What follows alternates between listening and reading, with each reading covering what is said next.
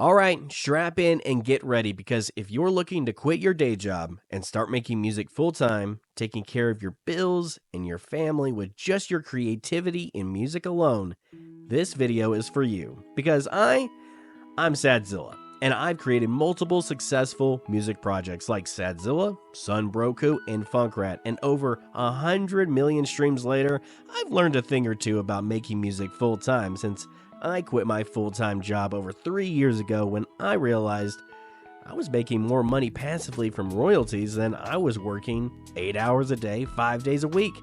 I currently make anywhere from $4,000 to $6,000 a month on just royalties alone. So, how did I get here and how can you get here? Well, that's what this video is for, so let's get that started.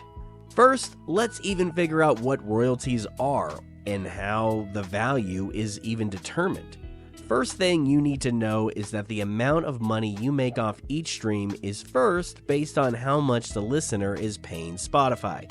So trial and free users are going to pay considerably less every time that they stream. This is why it's also the location of where the stream came from that matters as well, because every country pays a different price for premium Spotify. For example, the price of subscription in India is much lower than the price of subscription in the US. Same thing goes for Mexico. Spotify is also cracking down on botted playlists. Also, playlist streams in general will count for less because they're mostly passive streams. Same thing goes for algorithmic streams, especially if you're using discovery mode, which automatically counts for about 30% of your royalty on each stream in return for an algorithmic push. So now that we have an understanding of how much royalties are, how are royalties split? Well, it really comes down to how much you're putting into the creation of your music. Are you producing your own music? Are you writing your own music? Do you have to buy leases, or are you working with producers directly and splitting percentages? These are different questions that are going to determine how much you're making from music, but also how much you're spending. It's something to keep in mind when you're also working with other artists and what percentages that have been agreed on beforehand. For example, as Zilla, I featured a lot of different artists on a lot of different songs and therefore took 50% of royalties most of the time.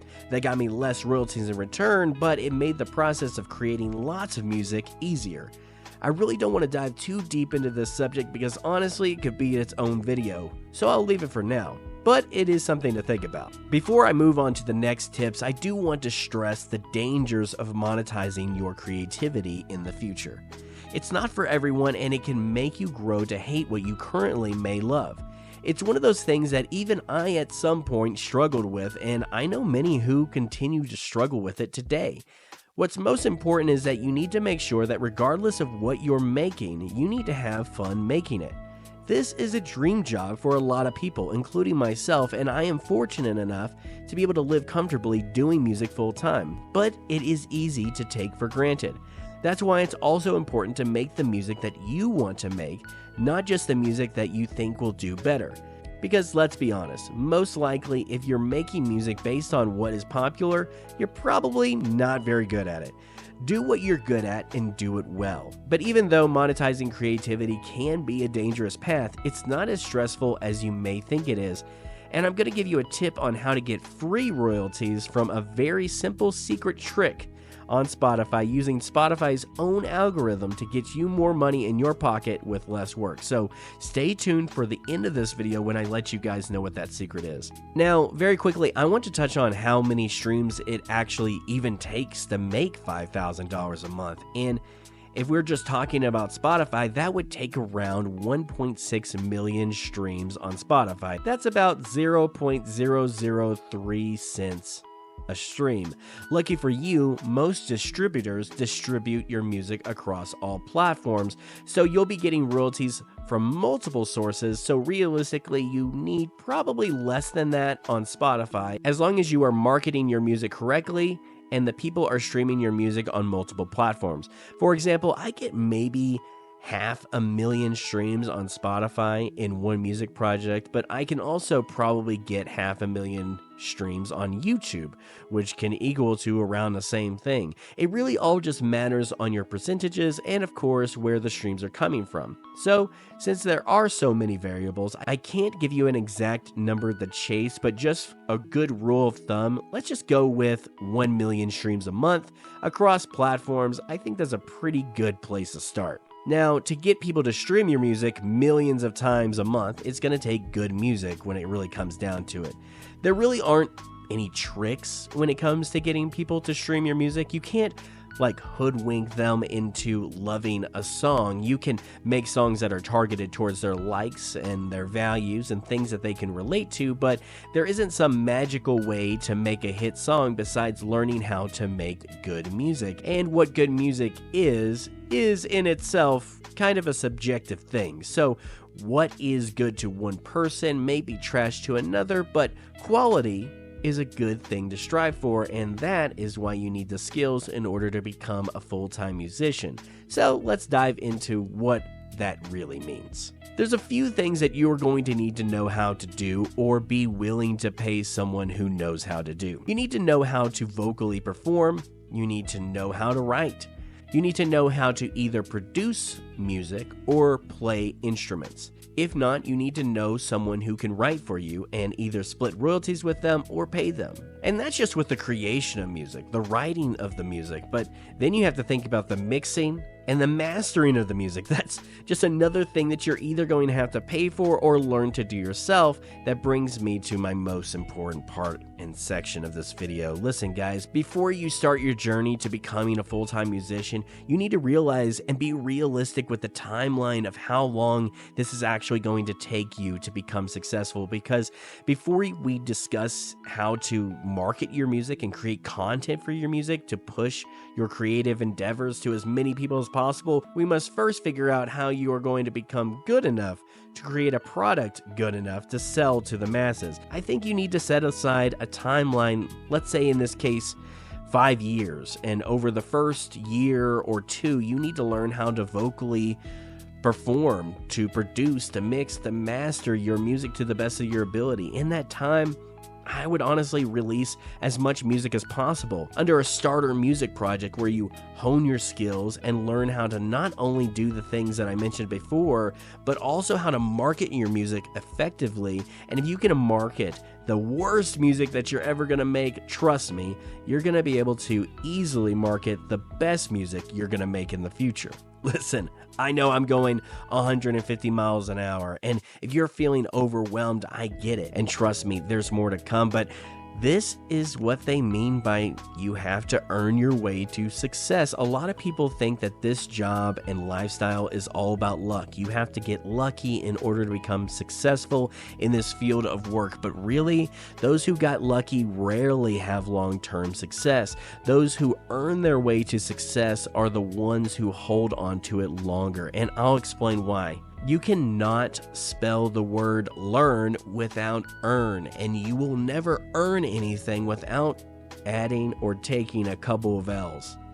Failure is going to be your best friend, and you are going to have to take a lot of losses in order to find wins. And honestly, it's only then that you will be able to learn not only from your mistakes, but learn all the skills that I talked about before, because I cannot stress how important all those skills are going to be for your future as a music artist. While someone else is paying money for a lease on a beat over here, you're producing your own even better. While someone else is paying somebody to master and mix their music, you're doing it yourself and better. Having these skills puts you ahead of everyone else trying to make this dream a reality. So back to that timeline. I would spend the first year to 2 years learning and honing these skills, and that brings me to the next part of this video, knowing your audience. To know your audience is to be your audience. If you want to know who your listener is, all you have to do is take a look in the mirror, man.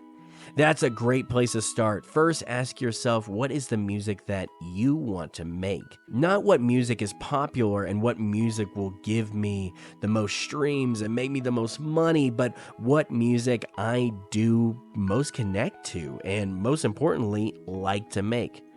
That will take care of the style of music, but now what is the subject matter of the music? Well, that's a whole other ball game. Think about other artists in the style of music that you want to make and think about the things that they write about. If you can write about similar subjects and connect with a similar audience on an emotional level, whether that emotion is happiness, anger, depression, or sadness, then you are at a pretty good starting place. This step is going to take a lot of trial and error.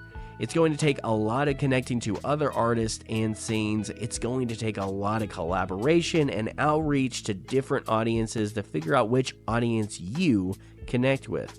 Or more importantly, and selfishly, which audience you can most effectively market towards. This is when you need to pick a social media platform and create content. Targeted content towards the audience that you're trying to reach. This is where you're going to find another skill you're going to have to learn or pay someone else to do for you. You have to be able to create, edit, and effectively post content targeted towards your preferred audience. A lot of artists come to me and they say, I don't want to be a content creator. I just want to be a musician. I want to be known for my art. Well, I'm sorry, but that's just not how it works now. Your content is not any less your art. It all really comes down to how you view what you're creating. And if you're creating content solely to promote your music, it's going to feel disingenuous because you are being disingenuous.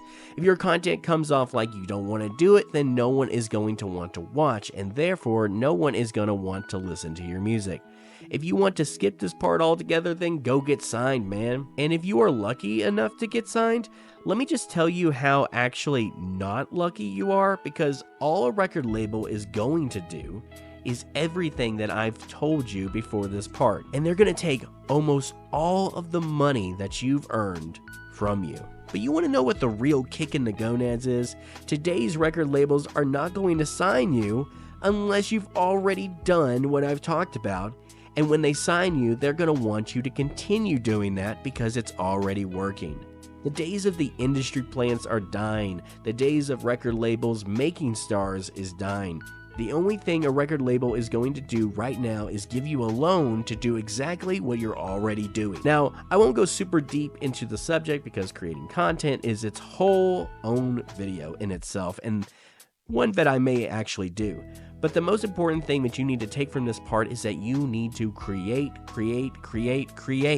Learn what works and learn what doesn't, and do more of what works and less of what doesn't. As I start winding down this video, everything boils down to this: rinse and repeat. You're going to make a lot of music, and you are going to make a lot of music in hopes that you're going to make a lot more music in the future, because that is what this job is. And if you've gotten this far, I think that you have what it actually takes to do it. You just have to start. It's easy to overanalyze and never start. Don't make this mistake, because especially if you don't know what you're doing right now, it's time to sit down and learn. Learn by doing, not just thinking about doing.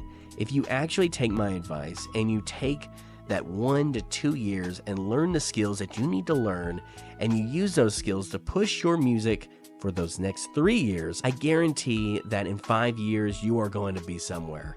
And now, is that going to be making $5,000 a month? I hope so. I hope that you are making actually way more than that. But even after 5 years, just know that it's not for everyone. And maybe it may never click. It may never actually work out. It may never be your full-time job. But I guarantee at the last hour of those 5 years, you're going to be making some kind of money, whether it's a couple of $100, $1,000. You're going to be making something, but most importantly, you're going to have learned so many skills that you can use in the future, whether it's mixing, mastering, how to market your music, how to market in general. Even today, after multiple music projects that I've made successful, I'm still not sure if this is what I'm going to be doing for the rest of my life.